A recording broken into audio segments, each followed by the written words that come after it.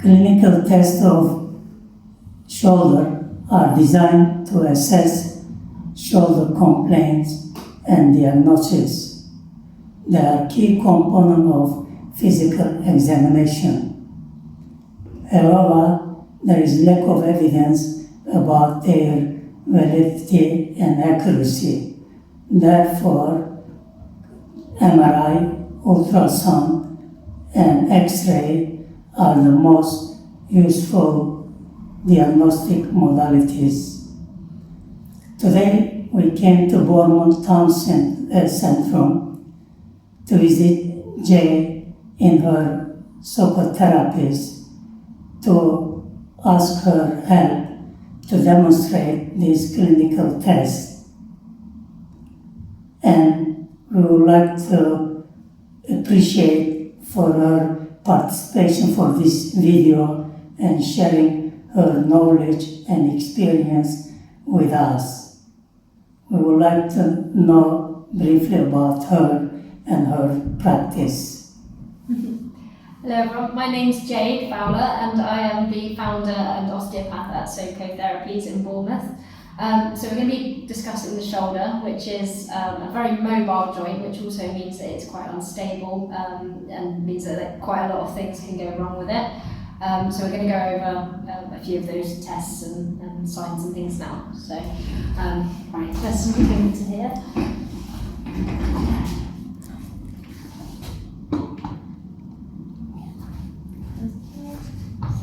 I'll just get you on here and shuffle back towards me. So let's bring you up a little bit first. So we're going to cover a few things. So when looking at the shoulder, you're going to observe first, so see how that patient comes into the clinic, whether they're sort of holding themselves sort of apprehensively or holding themselves in sort of a forward shoulder position, for example. You're then going to come on to some inspection, so checking out some certain structures and things like that, palpating and looking at active and passive ranges of motion as well as strength testing. So any of the stuff I'm going to cover, we're going to do on, you would normally do on both sides and comparing, starting with the good side and then just so you've got that comparison. But for just ease of showing today, I might be doing some of those tests just one-sided. So when we're looking at active range of motion, we'll go through a few movements now. So if you can bring both arms forward for me and then all the way above the head. So looking for symmetry, if there's any pain or anything like that. And any restrictions, so relaxing back down, and then I'll get you to bring your arms back towards me. That's it, and just asking again if there's any pain and looking for any differences there. All okay there? And then bringing the arms out to the sides, turn the hands over so palms face the ceiling, and then all the way above the head. Okay, and then dropping back down again. So looking at the movement of the shoulder blades, checking whether it's smooth, check that ratio between the shoulder blade and the arm itself. If you start to pick up, if the patient's getting any pain between sort of 60 and 120 degrees, that's that sort of painful arc area, so it can indicate some impingement there. We're also going to, so we're coming to some special tests there now. So the first ones we're going to do are looking at shoulder impingement. So, well, actually we'll do the active, we'll do the resistance testing first actually, seeing as we've just done those. So, to begin with, if we just look at some of those positions, so if you bring your hand over and across to the opposite shoulder and just kind of as though you're scratching there and then see if there's any pain at that position. No? If there's any pain there, that can indicate a little bit of a problem with the AC joint. The other pain positions you can come into are sort of towards the belly button, which can indicate a problem with the subscapularis muscle, so they can also sort of push into their belly button, and if that initiates any pain, again, subscapularis. Similar one for that is up behind the back, so I'm just going to show you here. So if you bring the arm up behind there, and then there's going to be some resisted muscle testing, so lift off there, so I'll get you to push into my hand, and again, any problems there can be that subscapularis there. Okay, so we can also look in this position, so bringing your arm to the side, and then same again on the other side, we'll look at those movements, so coming out to the sides, and then across the body as well. Any pain in that movement at all? No? No. Okay, and then you can do that resisted, so elbow here, pushing out to the side. Any pain at all? No, so if there's any pain, that might indicate there's a problem with infraspinatus or supraspinatus there. Okay. So if we come into Hawkins-Kennedy test, so this is bringing the arm across the body into that sort of 90 degrees and then dropping down through. If there's any impingement, they might get some pain up into the shoulder. So Neer's test, keeping the arm up straight, and then just going to resist that straight arm coming up. And again, any pain at all? Because that would also indicate some impingement there. The next position, I'll just come to the side. You're going to bring your arms out as though you're holding two cans.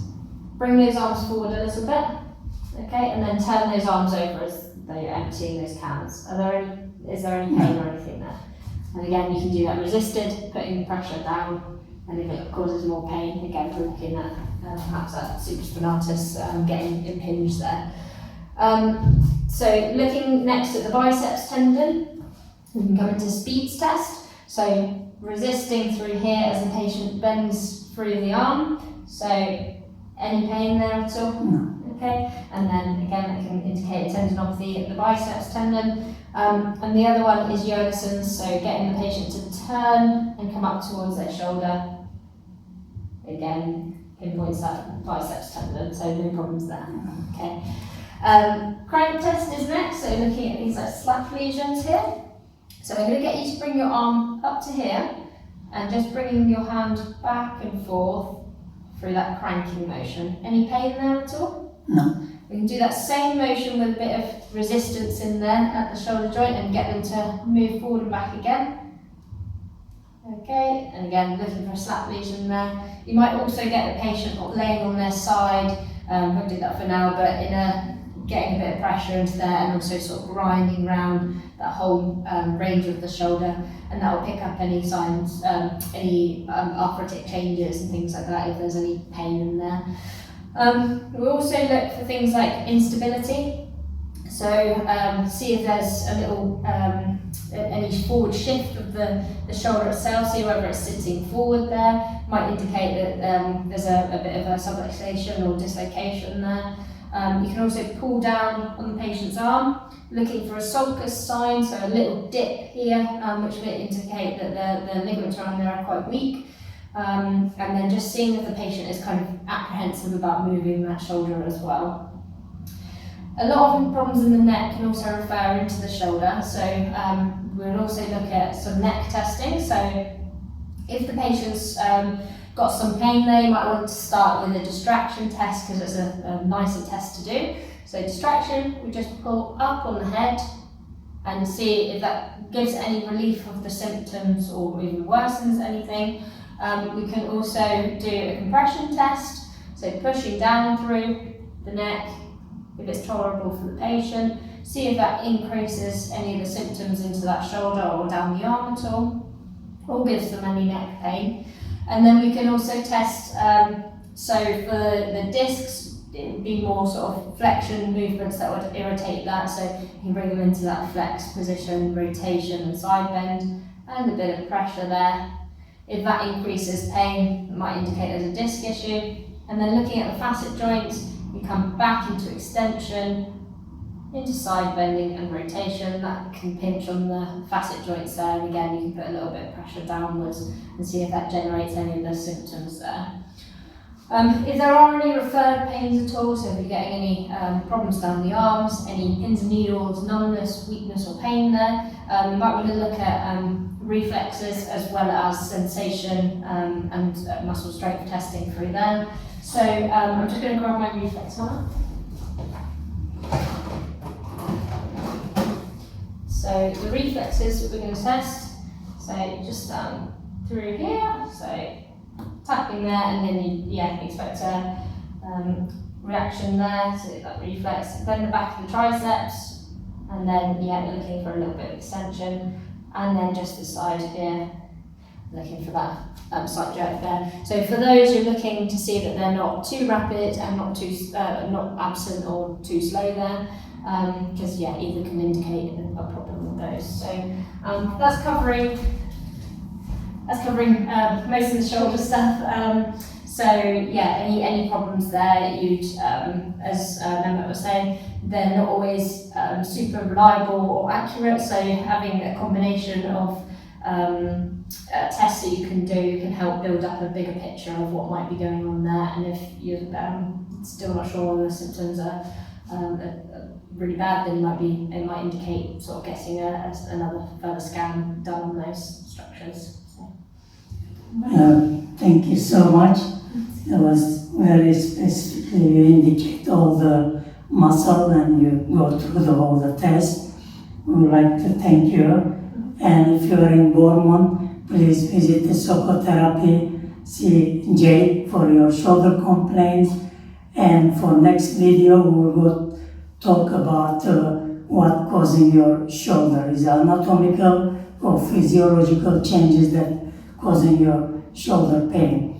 However, this was just demonstration. If you come to visit your practitioner, they will take a rigorous case history to differentiate different organs which may migrate the shoulder. It's not specifically, couldn't be musculoskeletal, must be heart, lung, or liver. This organ will be ruled out before going to musculoskeletal examination. Again, we would like to thank you. It was very great. We got good knowledge what will happening to our shoulder.